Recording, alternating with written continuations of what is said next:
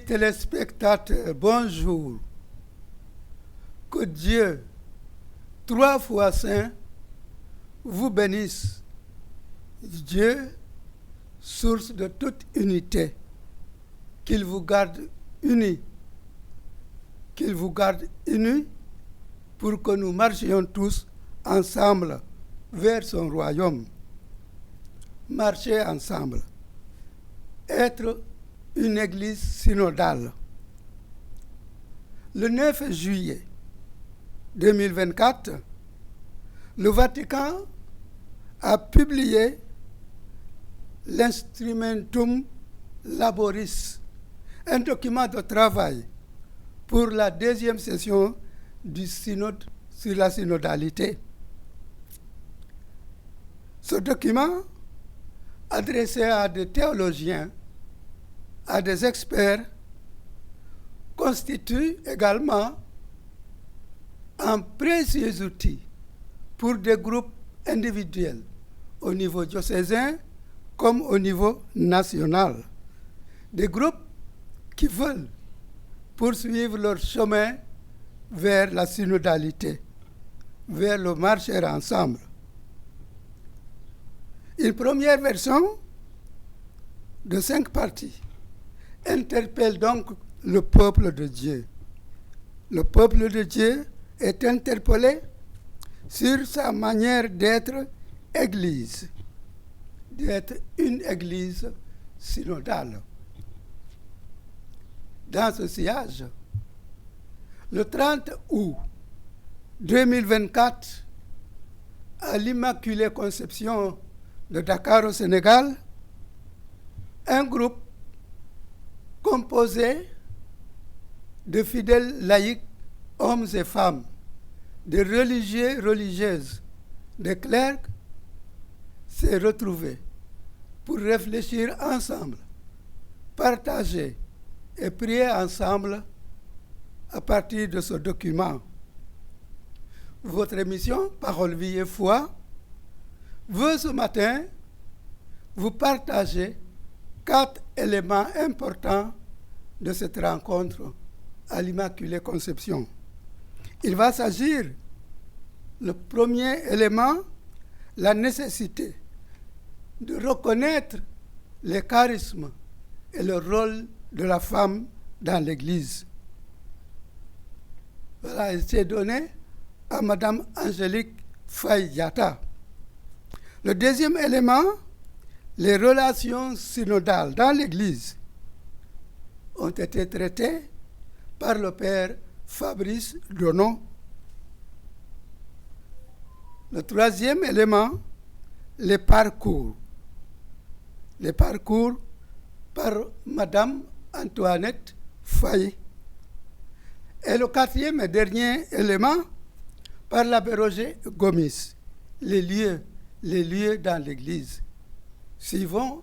Alors le thème qui m'a été donné, c'est de la nécessité d'une plus grande reconnaissance des charismes et du rôle des femmes dans la vie de l'Église.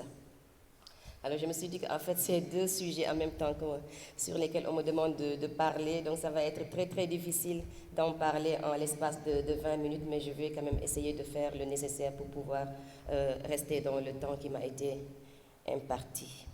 Alors je commencerai par la place de la femme dans l'Église aujourd'hui. Alors je me dis que la femme a toute sa place dans l'Église d'aujourd'hui, parce que quand nous visitons les Écritures, on se rend compte que la femme n'est pas que mère et épouse, mais elle est associée à l'histoire du salut à l'époque patriarcale.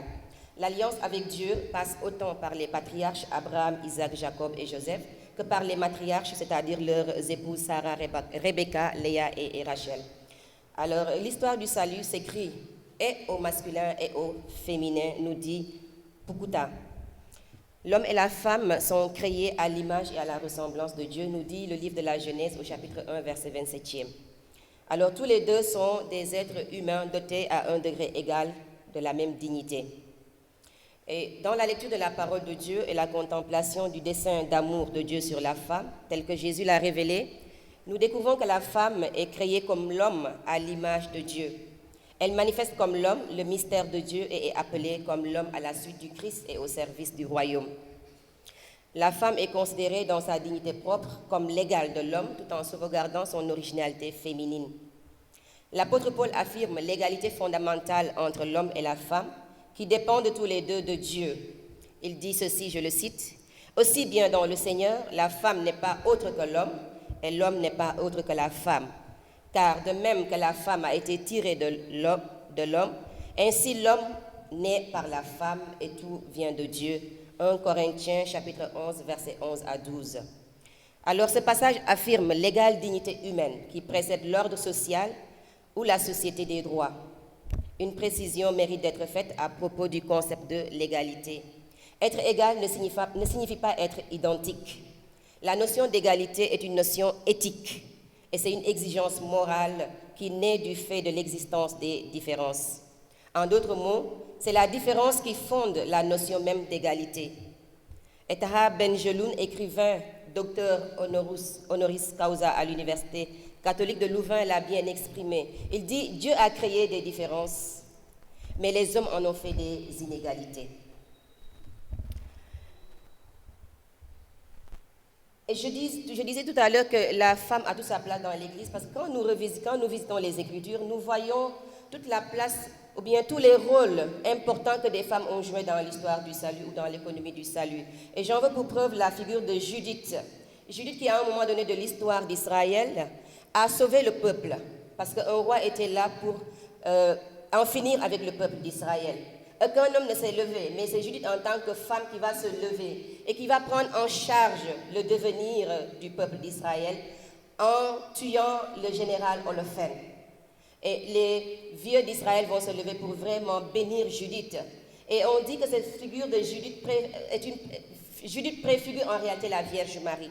La Vierge Marie également, qui au moment de l'histoire de l'humanité a dit oui pour sauver les enfants de Dieu du péché, pour les sauver en réalité de cette, de cette condamnation du péché qui pesait sur les enfants de Dieu. La Vierge Marie va dire oui. Donc si Marie, en tant que mère, en tant qu'épouse, en tant qu'enfant de Dieu, en tant que fille d'Israël, a accepté de se donner et en réalité d'accepter tous les risques qui s'offraient à elle ou qui se présentaient à elle pour être la mère de Dieu et sauver par conséquent l'humanité. Je dis la femme a toute sa place aujourd'hui dans l'Église parce que même Jésus a été accompagné de femmes dans sa mission. En premier sa mère, mais aussi d'autres femmes comme Marie-Madeleine et toutes ces femmes qui l'ont suivi. Et quand nous lisons aussi le livre des Actes des Apôtres, nous voyons également que les apôtres n'ont pas marché seuls. Les apôtres ont été accompagnés également de femmes qui les aidaient dans le service, mais également qui les aidaient dans la proclamation de l'Évangile. Et je veux citer Junia, et je veux citer Phobé, et je veux citer Tryphose, etc. Toutes ces femmes ont participé à l'annonce de l'Évangile d'une manière ou d'une autre. Donc aujourd'hui, la femme, avec toutes ses qualités, avec toutes ses charismes, avec tout ce qu'elle porte comme potentiel au fond d'elle-même, est capable aujourd'hui de pouvoir participer aux décisions que l'Église prend. Et souvent, quand je regarde un peu dans nos églises, je dis que rien n'est fait. Si, bon, il y a beaucoup de choses qui ont été faites et il y a beaucoup de choses qui sont en train d'être faites. Mais je crois qu'aujourd'hui, on doit encore revoir la place que la femme doit occuper dans cette Église. Souvent, qu'est-ce que je constate? Et j'étais même à un moment donné tentée d'écrire sur genre et religion. Parce que tout simplement, quand nous regardons dans nos paroisses, qu'est-ce qui se passe? Quand il y a des événements, c'est les femmes qu'on appelle pour leur dire combien de kilos suffisent pour le riz, combien de kilos de viande suffisent pour le riz, combien de légumes il faut. Mais on ne dit jamais aux femmes, venez, réfléchissons à comment l'Église peut progresser. Et j'étais toute heureuse de voir tout à l'heure, quand le Père Jean a parlé de l'écoute, que c'est cela effectivement qui manque aujourd'hui dans notre Église. Il y a de beaux discours, c'est vrai et c'est très beau, mais je pense que l'action est encore beaucoup plus importante parce que c'est l'action qui nous permet d'avancer aujourd'hui. La femme n'est pas là que pour s'occuper du nombre de kilos de riz dans l'église ou du nombre de kilos de poissons, etc. qui vont suffire pour les ordinations, pour les grandes fêtes paroissiales. Mais il faudrait aujourd'hui que la femme puisse participer à la formation du prêtre parce que nous-mêmes, je pense, donne toute sa place aux laïcs aujourd'hui. Il ne faudrait pas tout simplement que les dons hiérarchiques, ou en tout cas ceux qui exercent ces dons hiérarchiques, pensent qu'ils sont supérieurs aux laïcs. Et souvent, c'est vraiment un complexe de supériorité, un complexe d'infériorité que nous vivons dans l'Église. Alors que je pense que nous sommes d'égale dignité dans cette Église. L'humain Jésus nous donne toute la place. Et il ne faudrait pas que nous, en tant que laïcs, que nous ayons un complexe d'infériorité par rapport aux ministres ordonnés. Ils ont leur place, nous avons notre place. Et ce n'est pas une place que nous revendiquons, mais c'est parce que nous devons occuper la place que l'Église nous donne. L'Église ne nous a pas mis de côté. C'est nous qui nous mettons de côté parce que tout simplement, nous ignorons la place que cette Église nous donne en tant que laïcs, en tant que femmes. Nous avons toute notre place dans cette Église parce que nous avons été créés à l'image et à la ressemblance de Dieu. Par conséquent, nous sommes d'égale dignité et nous avons les mêmes aptitudes que les hommes dans cette Église-là. Et je pense que c'est une question de complémentarité entre l'homme et la femme. Et je crois que nous pouvons participer de manière efficace à la formation même des prêtres. Et moi, ça, c'est quelque chose que je porte. Je me dis aujourd'hui, dans les séminaires, dans les maisons de formation, la femme a toute sa place, parce que c'est la femme qui éduque. À la maison, c'est la femme qui éduque l'homme. L'homme est né de la femme, et c'est pourquoi Awa signifie le terme de campement, parce que tout homme campe dans les entrailles d'une femme. Donc quand l'homme est né de cette femme, c'est cette femme qui s'occupe de cet enfant, c'est cette femme qui s'occupe de cet homme. Par conséquent, la femme peut bel et bien jouer un rôle assez important et très important même dans la formation, aussi bien des prêtres, des religieux, des religieuses, mais de tous les enfants de nos familles respectives.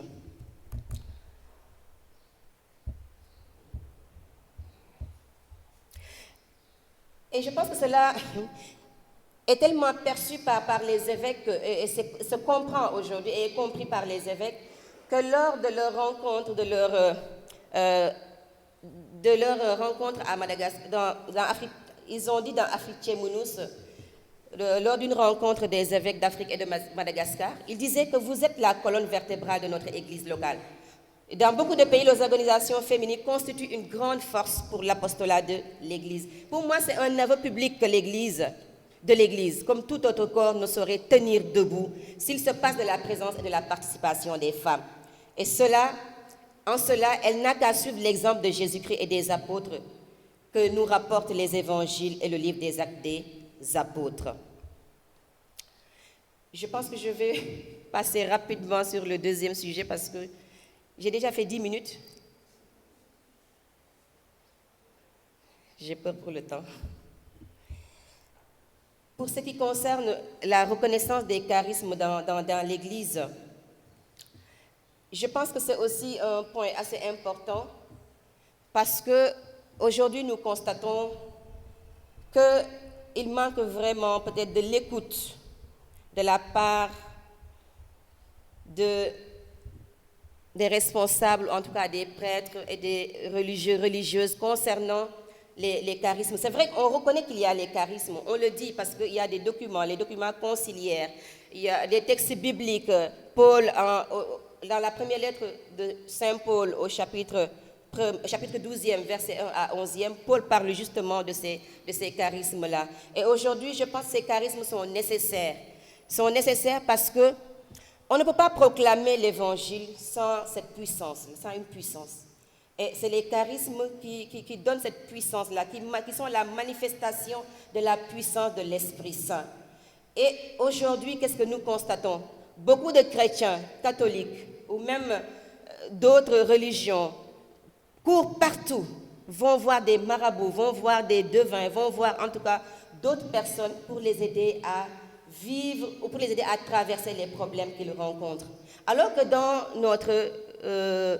notre foi chrétienne, nous avons cette possibilité de pouvoir prier pour des gens et que ces gens guérissent. Nous avons la possibilité de pouvoir donner des prophéties parce que c'est des choses que l'Esprit Saint donne. Ce n'est pas moi qui l'ai inventé, c'est dit dans le premier livre, dans la première lettre de Saint Paul aux Corinthiens. Et souvent, nous qui sommes peut-être dans l'exercice de ces charismes-là, nous sommes peut-être mal vus, mal perçus. On nous voit peut-être par exemple comme des illuminés, comme des gens dépassés ou des gens qui sont en dehors de l'Église. Alors j'aimerais tout simplement dire que nous ne sommes pas en dehors de l'Église, nous sommes dans l'Église parce que l'Église elle-même reconnaît ses charismes. L'Église elle-même, dans la parole de Dieu que nous lisons, dans le magistère, dans les documents doctrinaux, reconnaît la présence et l'action de l'Esprit Saint aujourd'hui. Et je pense que c'est ce que disait le cardinal Schwenens dans le numéro 12 de Lumen Gentium. Il a dit « Mais le Saint-Esprit ne se borne pas à sanctifier le peuple de Dieu par les sacrements et les ministères ordonnés, à le conduire et à lui donner l'ornement des vertus. Il distribue aussi parmi les fidèles de tous ordres, répartissant ses dons à son gré en chacun, les grâces spéciales qui rendent aptes et disponibles pour assumer les diverses charges et offices utiles. » Peut-être que beaucoup ne croient en ces charismes, mais aujourd'hui, peut-être le problème qui se pose, c'est l'exercice de ces charismes aujourd'hui dans l'Église. C'est ça peut-être qui fait peur aujourd'hui aux ministres ordonnés, en tout cas à la dimension hiérarchique de l'Église. Mais quand nous sommes bien formés, nous pouvons comprendre que nous n'exerçons pas les charismes n'importe comment, mais nous les exerçons sous la vigilance des ministres ordonnés, sous la vigilance de la dimension institutionnelle de l'Église, parce que c'est la dimension institutionnelle de l'Église qui discerne le charisme et qui reconnaît le charisme en une personne. Et quand il s'agit par exemple des communautés nouvelles, ou en tout cas des fraternités reconnues par un évêque, c'est la communauté, c'est le fondateur ou c'est le modérateur qui reconnaît, parce que l'Église mandate par la reconnaissance qu'elle donne à cette communauté, elle mandate cette communauté à agir au nom de l'Église. Alors c'est pour cela que je voudrais vraiment nous dire et nous inviter véritablement la dimension hiérarchique à être beaucoup plus présente au cours de l'exercice de ces charismes-là pour orienter. Parce que Monseigneur Aupetit disait ceci dans son livre « Paternité et cléricalisme », que le rôle du ministère sacerdotal, du ministère ordonné, c'est de promouvoir et de susciter le sacerdoce commun en tous. Donc, au lieu de surveiller, moi, je nous inviterai plutôt à veiller sur, parce que c'est cela le rôle du ministre ordonné, c'est de veiller sur les brebis que Dieu confie, mais aussi surtout de rester à l'écoute et de comprendre, comme l'a dit le Père Jean tout à l'heure. J'ai beaucoup apprécié parce que c'est véritablement quelque chose qui est très, très important. L'écoute, la compréhension.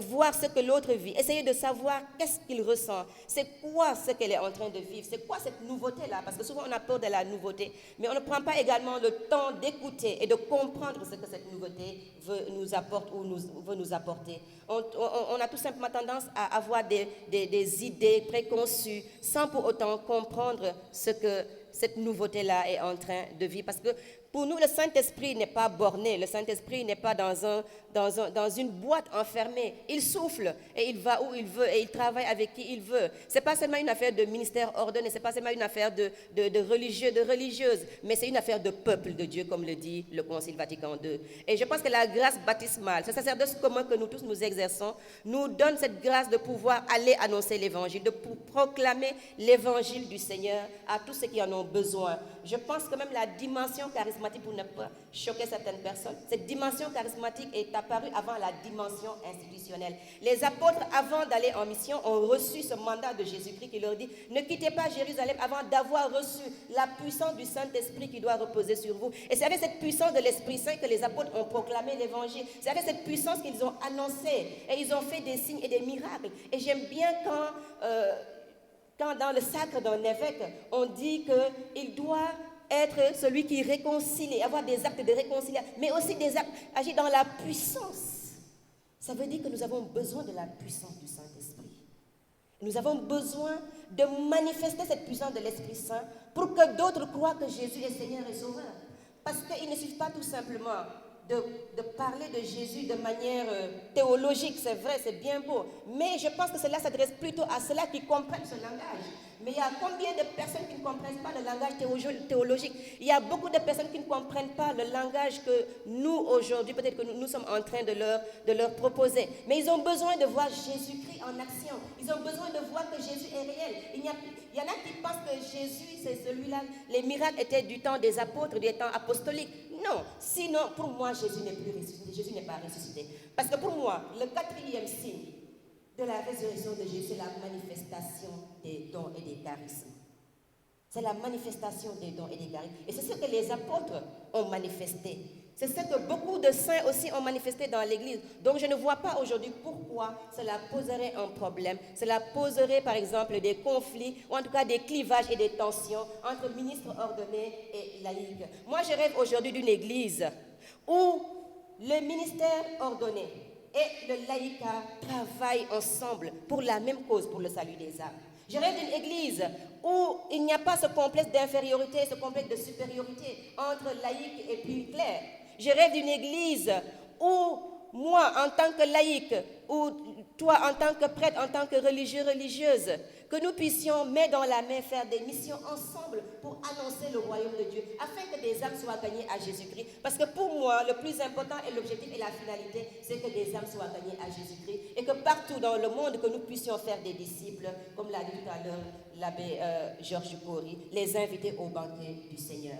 Je rêve d'une église où pape, évêque, prêtres, diacres, religieux, religieuses, laïcs s'unissent pour glorifier le Seigneur ensemble, danser, jouer, et qu'il n'y ait pas de regard de mépris, qu'il n'y ait pas de regard de méfiance. Parce que si Jésus était méfiant, il ne serait pas descendu vers nous pour nous sauver. Merci, je vous remercie.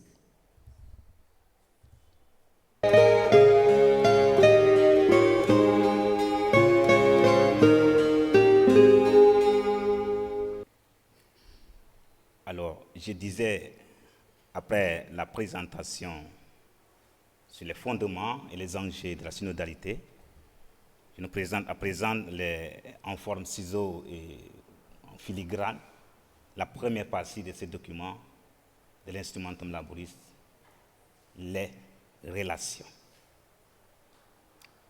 Comme l'écrit quelqu'un, la synodalité est avant tout une culture qui s'apprend.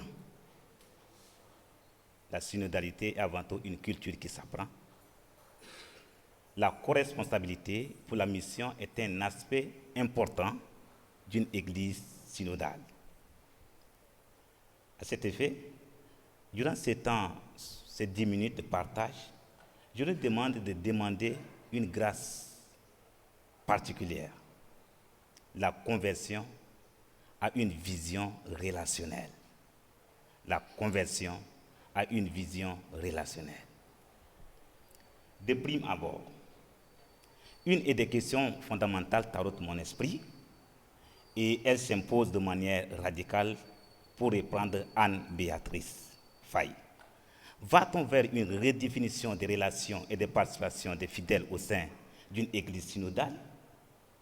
Ou, d'après Nathalie Beccard, comment se réalise aujourd'hui à différents niveaux, au niveau local, au niveau universel, ces marchés ensemble qui permet à l'Église d'annoncer l'Évangile conformément à la mission qui lui a été confiée?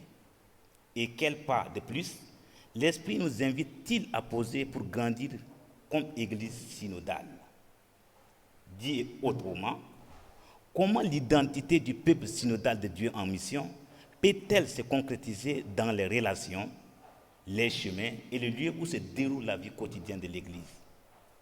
Pour ce faire, comment discerner et reconnaître ce que nous sommes en train de vivre aujourd'hui avec les yeux de la foi comme les disciples sur le chemin d'Emmaüs? Et pour répondre à ce questionnement méthodique de notre marché ensemble, en effet, la première partie de ces documents, l'Instrumentum Laboris, section première des relations, essaie de mettre en jonction les différentes relations qui structurent notre vie ecclésiale, ainsi que leur portée, nous invitant à une conversion relationnelle dans notre marché ensemble de manière profonde. Parler de la relation est difficile parce que cela demande d'aller à contre-courant de nos façons habituelles de voir les choses et les gens, y compris nous-mêmes, d'en parler et par conséquent de nous comporter à leur égard, d'être au monde. Tout d'abord, la relation à trois émerge dans la rencontre. Toute vie est relationnelle. Au primo, notre conversion d'abord avec le Christ. Par le don de l'Esprit Saint, en effet, le Christ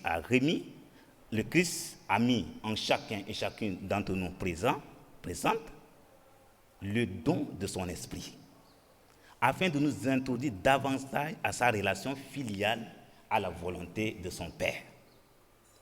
Donc, le baptême nous confère une égale dignité fondamentalement. C'est notre relation au Christ qui constitue le socle de notre manière de démarche synodale par notre engagement et notre manière d'être au sein de son Église comme missionnaire. En effet, une Église synodale est une Église qui place le Christ au centre de sa vie et de ses actions pour discerner et trouver en toutes choses la volonté du Père. Au secondo, les relations interpersonnelles qui constituent en sorte le point focal pour la vie de la communauté ecclésiale. L'Église, en effet, est le lieu d'écoute mutuelle et de discernement entre ses membres où chacune doit et peut jouer sa partition au sein de cette même communauté dans un esprit d'accueil et de respect mutuel, de fraternité, de solidarité et d'amour à travers les familles et les mouvements de l'Église. En clair, ce sont nos relations interpersonnelles qui fondent et constituent l'unité de notre Église, famille de Dieu. L'union au Père, l'union au Fils, l'union à l'Esprit Saint. C'est par les relations. Je ne parle pas de la relation, parce que le document parle des relations. Autre aspect important qu'a souligné le document est la reconnaissance et la révalorisation des charismes et ministères de ses fils et filles baptisés. De fait, Dieu fait don de son Esprit Saint à tous les baptisés pour le règne de son royaume par leur manière d'être au monde comme fils et filles de Dieu. Pratiquement, cela passe par la création de nouveaux ministères pour l'écoute et l'accompagnement qui doit être ouvert à ces hommes et ces femmes.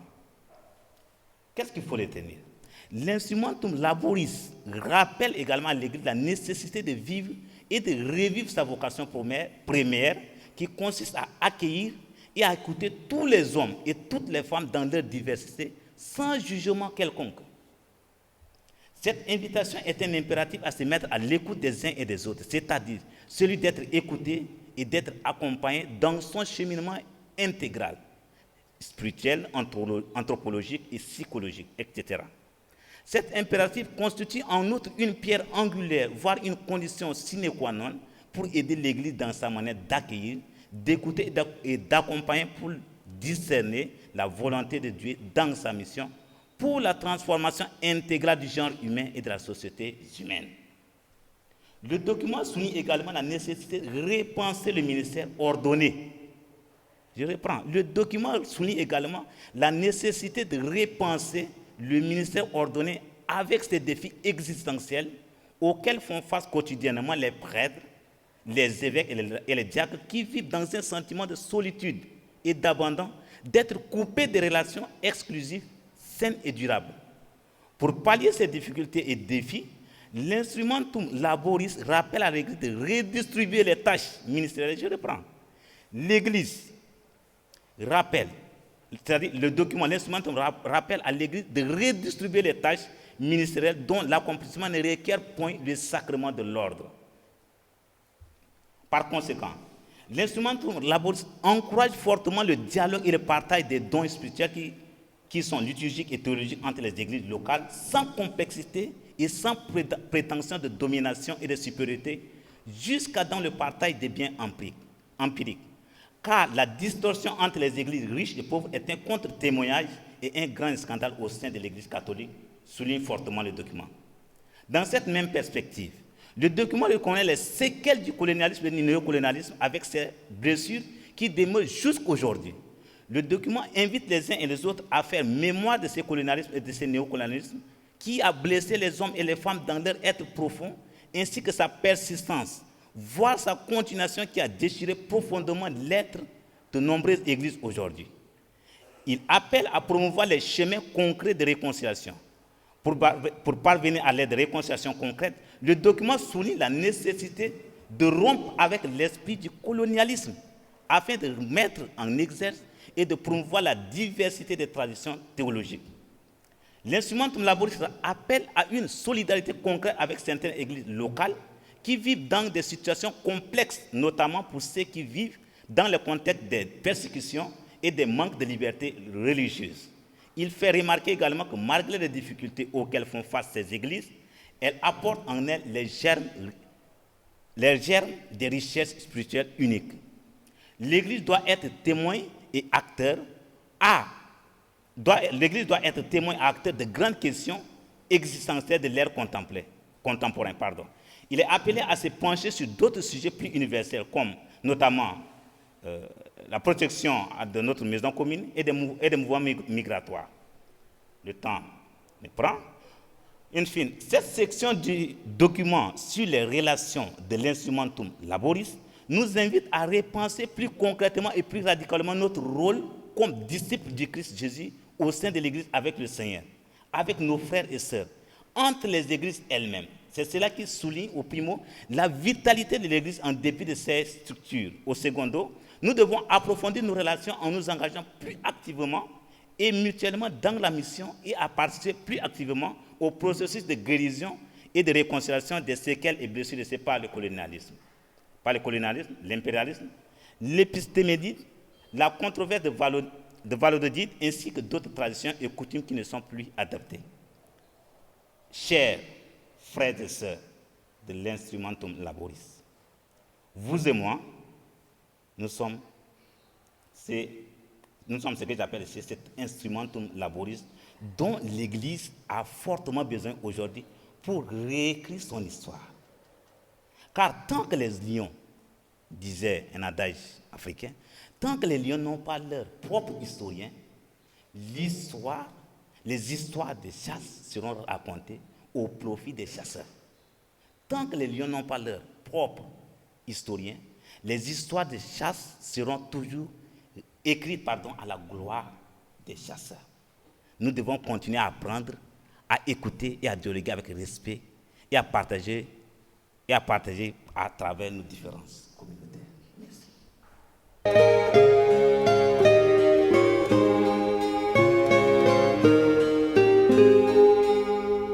Je commence par la formation.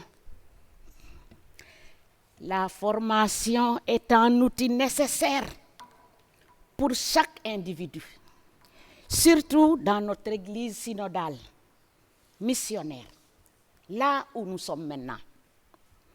Toute personne dans ce monde d'aujourd'hui a besoin de se former, que ça soit intellectuellement, que ça soit affectivement et que ça soit aussi spirituellement. Là, je pense beaucoup, comme je le dis toujours, je pense beaucoup à nos braves dames qui sont dans la zone rurale, qui n'ont pas été à l'école, qui n'ont pas de tactile, qui n'ont pas de Wi-Fi, qui n'ont pas de connexion. Comment nous, en tant que femmes, en tant que baptisées, nous pouvons faire pour les intégrer dans cette église synodale? Moi, c'est ça mon premier problème. Pour cela, il faut beaucoup travailler. C'est du travail. Ensemble, pour la compréhension de cette mission si noble qui est la synodalité. Et cette synodalité, elle n'est pas facile à comprendre. Nous, oui, parce qu'on a fait les bancs, mais pas nos parents, pas nos femmes de la zone rurale. Qu'est-ce qu'on doit faire? Il faut se déplacer, il faut aller faire des formations, il faut aller de partout, parce qu'elles sont nombreuses, ces braves dames. Maintenant, s'il s'agit de discerner ce que Dieu nous montre sur nos chemins, mettre en pratique ce qu'il nous montre et ce qu'il nous dit dans notre vie, à nous, notre vie personnelle, dans la liturgie, par la prière personnelle ou communautaire, dans les événements, dans les signes d'état, dans la conscience personnelle de chacun de nous. Moi, je veux vous parler de moi personnellement. Quand je pense à mon parcours, on nous a dit parcours, les parcours. Moi, quand je pense à mon parcours, mes parcours, de mon enfance jusqu'à nos jours, j'ai toujours cheminé avec les consacrés. Toujours. La vie, ma vie, faite de haut et de bas, de joie et de peine, de réussite et d'échec. Mais quand même, grâce à Dieu, je suis là aujourd'hui avec vous. C'est mon parcours, hein? Pour moi, la prière est plus nécessaire pour cheminer dans la vie. Avec l'esprit, le discernement est la clé de la communion avec Dieu et avec notre prochain. Et maintenant, je vais m'identifier. Quand on dit parcours, je pense en Wolof, on dit jaar jaar. N'est-ce pas? Ceux qui connaissent le Wolof, jaar jaar la de. Su dee séeréer il est abéran. Ka iber rek sour. Moi, je m'appelle Antoinette Diouf, épouse Faye. Je suis née en 8 août, baptisée 6 jours après, en 14 août 1955, d'une famille catholique avec des parents très engagés dans la vie paroissiale. On a dit l'écouter, écoutez-moi bien ce que je vais vous dire. On a dit l'écoute avec Père Jean. Écoutez, à l'âge de 2 ans, je vous dis, une sœur de la congrégation des filles du 5 heures de Marie m'a adoptée. Et pourtant, j'avais mon papa, j'avais ma maman. Mais dans la tête de mon papa, je devais être chez les consacrés, pas chez lui. Qu'est-ce qu'on peut faire à l'âge de 2 ans? Wax leen ma rek. Qu'est-ce qu'on peut faire? Manger, boire, dormir, pleurer, perturber. Je ne faisais que ça. C'est à cause de ça, quand j'ai vu la sœur avec sa croix, les 5 heures de Marie, je ne la connaissais pas, mais je l'ai pris dans mes bras. Parce que tout ce que je suis aujourd'hui, c'est à cause de cette congrégation, à l'âge de 2 ans. À l'âge de 2 ans, j'avais une nouvelle famille. Je laisse papa et maman et je reviens dans une nouvelle famille. Une famille de consacrés. Il n'y avait que des sœurs. Je ne voyais que du blanc. Weex rek. Chanter, prier, aller à l'église. Toujours j'étais avec elle. Je vous dis, vous m'aviez dit un parcours. Donc j'avais une nouvelle famille. Et oh, ces braves dames. Qu'est-ce qu'elles n'ont pas fait pour moi? Elles me mettaient au dos. Elles me dorlotaient. Elles chantonnaient pour moi.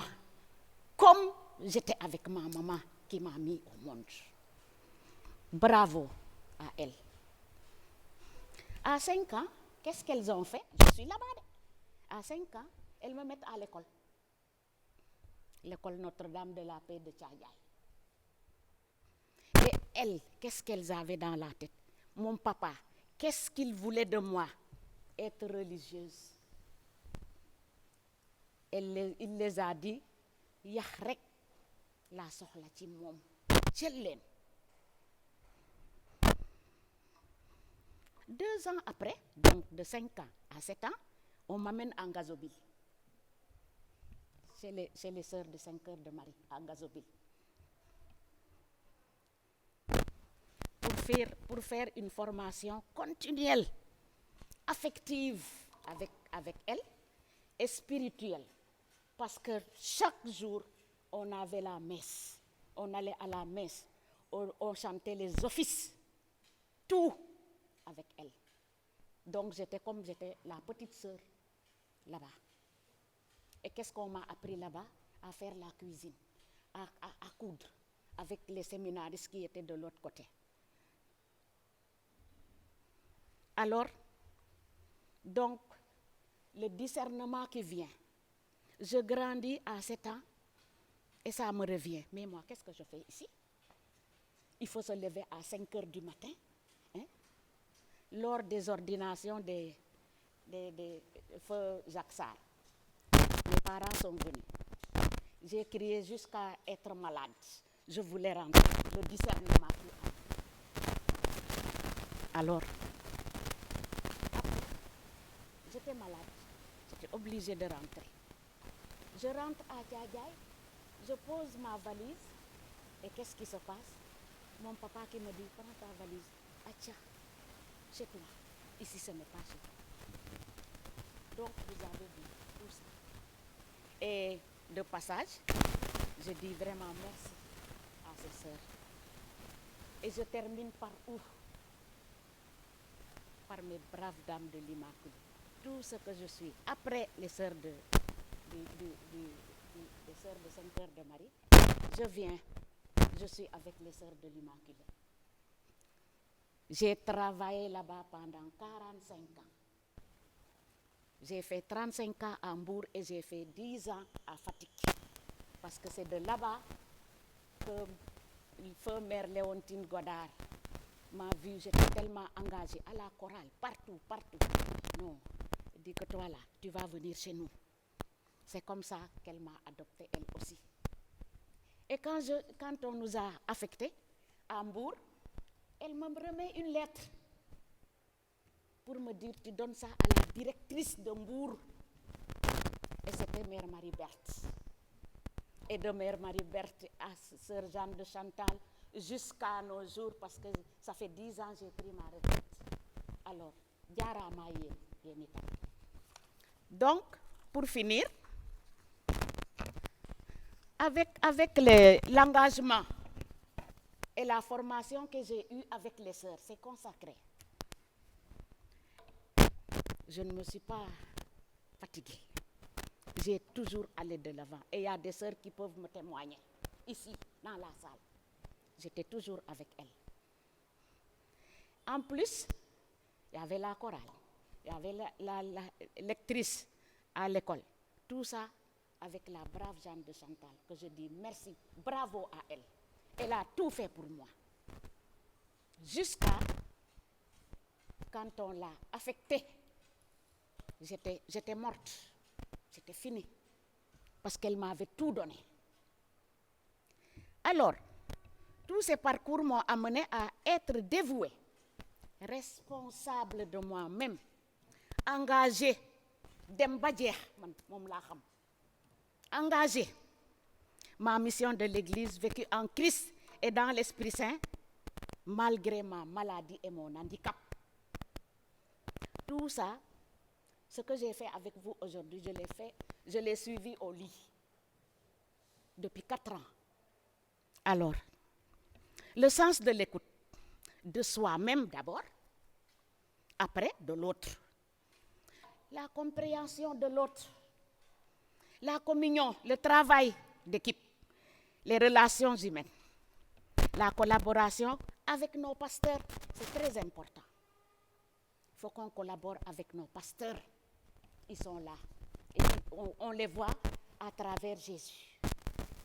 Donc, pour conclure, j'ai vécu une vie exemplaire avec tout mon parcours, semé d'embûches et de plaisir. Je peux dire dans la vie, il faut avoir un regard d'ensemble de tout ce qu'on doit dire et tout ce qu'on doit faire. La conversation dans l'esprit construit la participation, la communion et la mission. Chaque personne doit participer à la synodalité. Et il faut savoir qu'elle n'est pas une affaire d'individualisme, c'est une affaire d'ensemble. Saint François Sales nous dit, je cite, « Il faut fleurir où Dieu nous a semés. » Fin de citation. Il faut fleurir où Dieu t'a semé. Dieu nous a placés, nous, femmes catholiques, en ce temps et à cette synodalité. C'est donc maintenant et ici que nous devons prier, agir, construire, témoigner de l'évangile du Christ. Nous pouvons essayer de devenir des saints. Il y a une espérance Dieu est là et il sera toujours là avec nous. Donc, dans ces conditions, grandir, mûrir, s'investir peut devenir très enthousiasmant pour nous tous qui sommes des baptisés.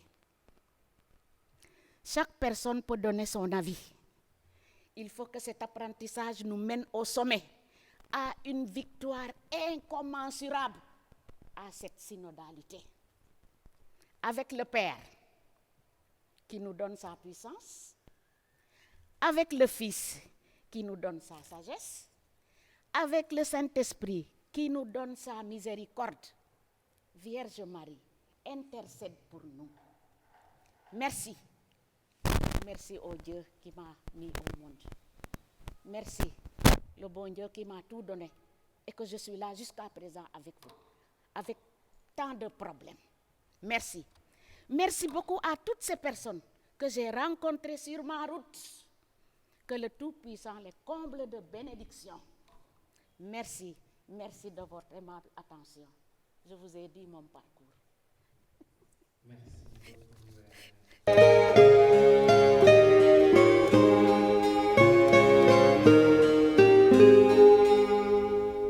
Alors cet instrumentum laboris aborde dans cette partie, la troisième partie, une nouvelle perspective sur le concept de lieu dans l'Église catholique. Il nous est proposé une réflexion approfondie sur la manière dont l'Église peut devenir plus synodale et missionnaire en repensant sa perception des lieux ecclésiaux. En lisant cette partie, je me suis dit qu'il fallait l'aborder suivant certaines séquences. Alors, comment définir d'abord ce lieu? Quels sont les facteurs et les enjeux d'une telle perspective? À quoi pourrait-on aboutir et quel impact pour l'Église catholique et particulièrement pour notre Église ici au Sénégal? D'abord, comment comprendre le concept de lieu dans l'Instrumentum Laboris?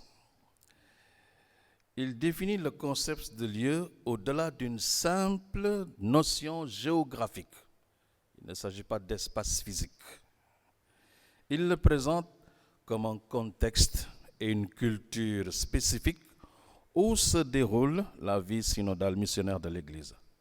Alors l'importance de cette nouvelle conception est soulignée d'ailleurs dans le petit texte en préambule qui précède les numéros de cette partie.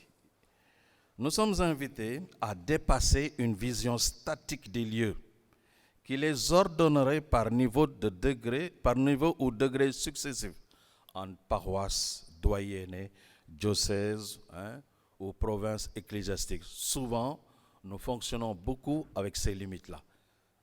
Ce qui fait que quand on ne perçoit pas qu'une entité est rattachée directement à un diocèse, eh bien, le premier réflexe, c'est de se méfier ou de faire attention, alors que ce peut être de véritables lieux de vivre en Église.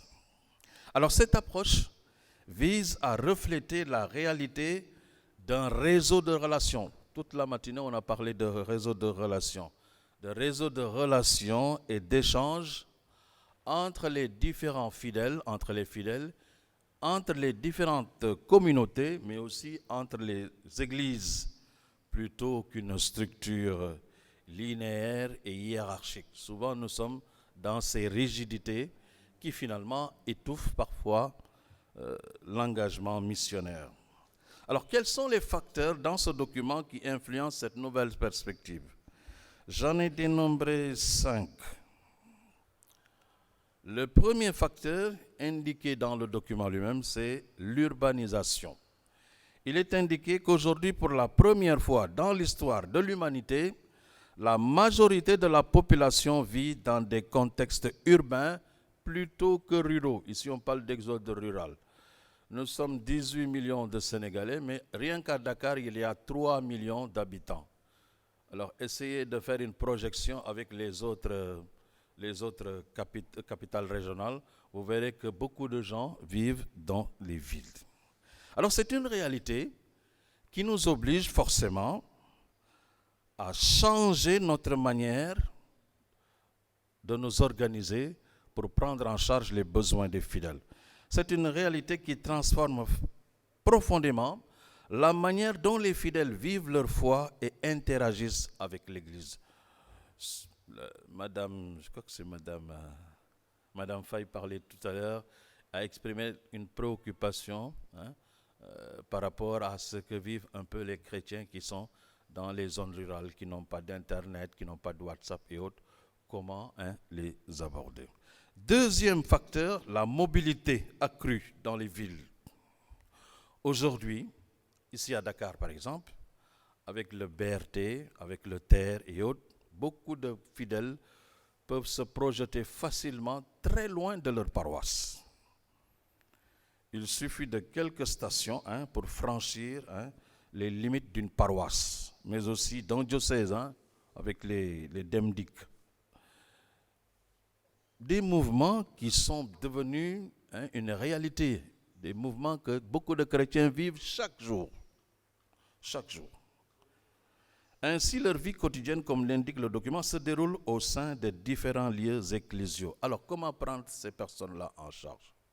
Voyez-vous, il y a des parents qui quittent leur maison depuis le matin et qui sont peut-être au marché jusqu'à 20h. Comment leur offrir un service pastoral adéquat? Comment atteindre ces personnes-là? Sans pour autant leur dire, il faut toujours repartir à votre paroisse. Le temps de repartir à leur paroisse, beaucoup de choses peuvent se passer. Aujourd'hui, l'intention de l'Église, c'est de voir comment se rapprocher des gens là où ils se trouvent, là où ils travaillent, là où ils ont leurs loisirs, là où ils passent la plupart de leur temps. Cette mobilité remet en question la question traditionnelle des frontières paroissiales et diocésaines. Si vous prenez certaines paroisses ici à Dakar, par exemple, prenez Dakar, la paroisse cathédrale de Dakar, ou la paroisse de Bel-Air, la plupart des fidèles n'habitent pas là. La majorité viennent d'ailleurs. Alors, souvent, la question se pose, mais ils vont payer le denier de culte où? Ou bien quand il y a un problème, repartez à votre paroisse. Pourtant, ils sont là. Ou bien ici, on leur dit, mais vous n'êtes pas d'ici. Donc, il nous faut sortir de cette rigidité.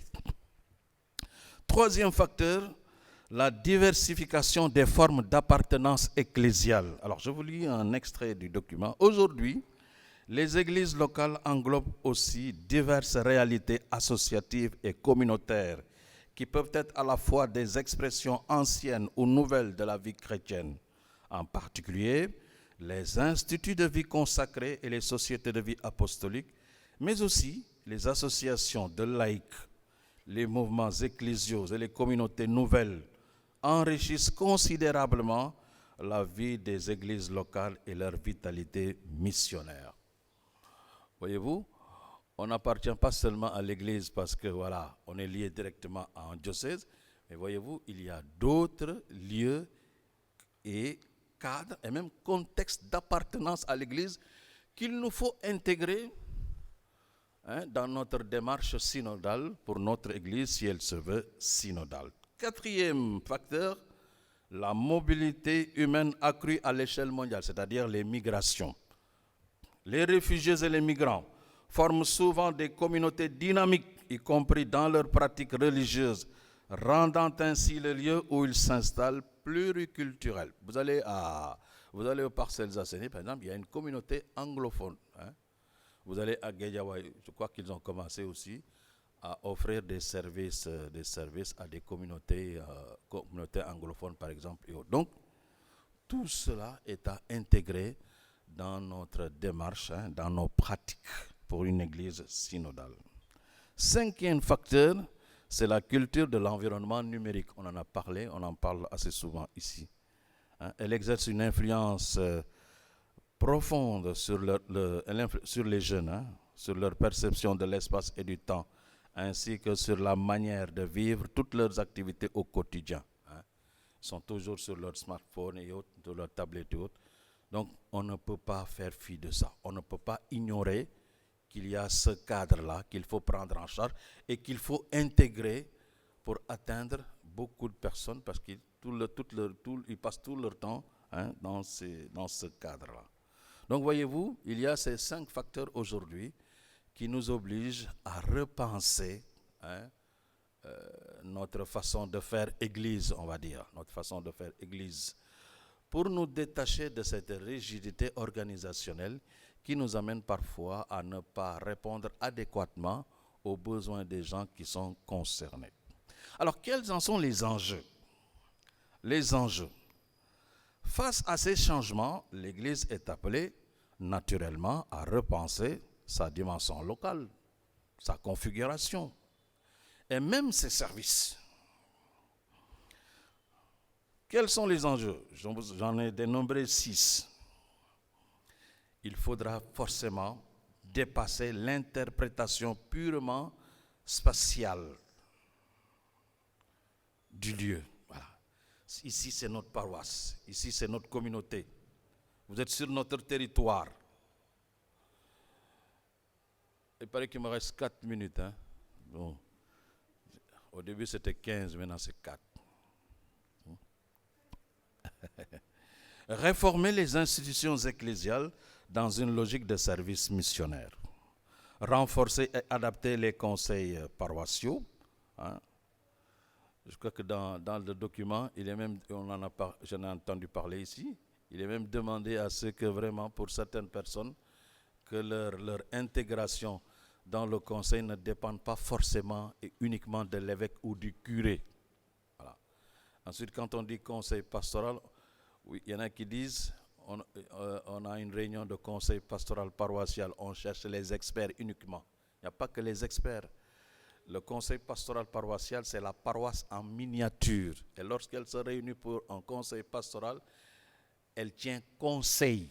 Alors quand on tient conseil, on prend l'avis de tout le monde. Ce n'est pas une affaire d'experts. C'est fini. C'est fini. Ou bien c'est... Bon, alors permettez-moi d'aller plus vite un peu sur... Alors quel impact pour l'Église catholique?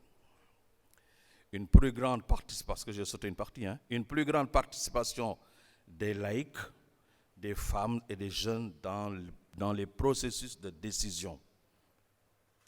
Une meilleure adaptation des pratiques pastorales aux réalités locales, notamment dans les contextes urbains et multiculturels. Autre impact, c'est dans le document, le renforcement du rôle des conférences épiscopales. Ainsi, la conférence épiscopale des évêques Sénégal, Mauritanie, Cap-Vert va avoir un peu plus de poids. Certaines questions relèveront directement de sa compétence. Une plus grande ouverture au dialogue œcuménique, interreligieux. Quand je suis arrivé, j'ai entendu parler d'invitations adressées à la communauté musulmane ainsi qu'à la communauté évangélique, particulièrement pertinent dans notre contexte sénégalais. Une reconnaissance, alors là j'insiste, une reconnaissance et une intégration plus poussée dans la pratique des diverses formes d'appartenance ecclésiale, y compris les mouvements et communautés nouvelles. Voilà, merci au groupe L'école de synodalité pour ce partage si riche. Si riche dans une église synodale, une église qui marche ensemble, qui écoute et qui prie ensemble. J'ai cité ici l'avant-paragraphe sur cette rencontre. Je cite, « Dans une église synodale, l'écoute est le fondement de toute démarche de conversion, de transformation. Elle, l'écoute, nous ouvre à la grâce de Dieu et à la voix de l'Esprit Saint qui agit en chacun de nous baptisés et envoyés en mission. » Voilà, merci donc à ce groupe. Nous reviendrons plus largement sur la synthèse de cette rencontre. En tout cas, merci à ce groupe, merci aux sœurs de l'Immaculée Conception. Amis téléspectateurs, merci de nous avoir suivis.